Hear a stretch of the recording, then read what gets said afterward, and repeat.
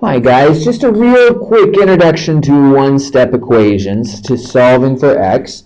Right, what we're doing is we're trying to find the value that can be put in for x that will allow us to make this a true statement. Okay, now I'm going to be looking at a couple of different ideas. One is finding x, the other is making sure we have the right x. Now, most of the questions I have here, you could probably look at it and figure out what x is just by looking at it.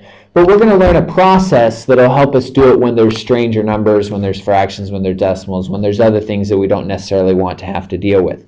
Okay, so what we have to do is we have to do the opposite of what's there. For example, here I have x plus 4. So whatever x is, I'm adding 4 to it. So how do I find out what x is? Well, I take those 4 away. So I'm just going to go minus 4. Now, if I do it to this side, I've got to do it to the other side. This is like a balance beam, right? Not a balance beam, but like a weight, right? Where you've got some type of balance and you got stuff on this side and you got stuff on that side. If you take weight off of one side, you have to take the same amount of weight off the other side so that it stays balanced.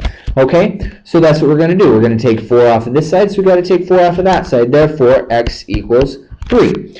So that's the answer for x, but how do we check? How do we make sure? Well, you take this number and you substitute it in. So we put 3 in for x and we go 3 plus 4 equals 7, and we say yes, 3 plus 4 is 7. So we've checked our answer. That's the whole purpose for this process, is to make sure that we get the number that makes this statement true.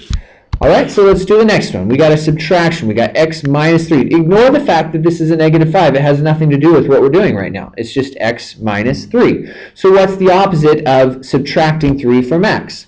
Well, adding 3, of course. Adding is the opposite, so I'm going to add 3. But if I add 3 to this side of my balance, I've got to add 3 to the other side of the balance. So I'm going to add 3 over there. So I'm going to have x equals negative 5 plus 3, which is negative 2. Now that's the answer. X is negative 2. But to check that, what I would do is I would take the negative 2 and put it in for x, and I'd have negative 2 minus 3 equals negative 5. And sure enough, negative 2 minus 3 is the same thing as plus a negative 3. Negative and negative will give me a negative 5. And so there we go. We've checked it out. Okay, next one. We'll move over to this one. Negative 2x. So what is happening with the negative 2 and the x here?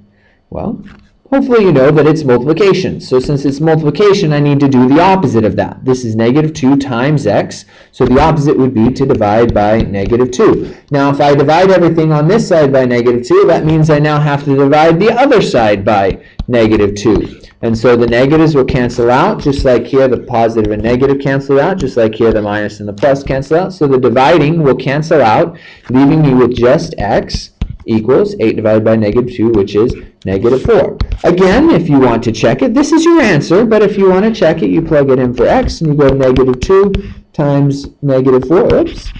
Let's try writing what I say. Negative 2 times negative 4 equals 8, and sure enough, negative 2 times negative 4 is 8. Now again, this may seem kind of fluffy and dinky, and yes it is, but when you get to harder problems, you want to know how to do this. Now I've got a fraction. Oh no, a fraction! Don't worry, it doesn't matter that it's a fraction. This is just x divided by 5. So what's the opposite of dividing by 5? Well, of course, it's multiplying by 5. And if you multiply both sides, if you multiply this side by 5, you got to multiply the other side of the balance by 5. The whole side has to be multiplied by 5. And so then we have the divided by 5 and the multiplied by 5 cancel out, leaving us with just the x. And then we've got 3 times 5, which is 15. And again, if you want to check it, you just take that 15, you plug it in. So we got 15 over 5, which, yes, sir, is 3. So checks out. All right, so there we go. We've introduced you to one-step equations. Next, we're going to be looking at two-step and multi-step equations, which hopefully will not be that bad, because we're just going to follow the same rules we've always followed. Ciao.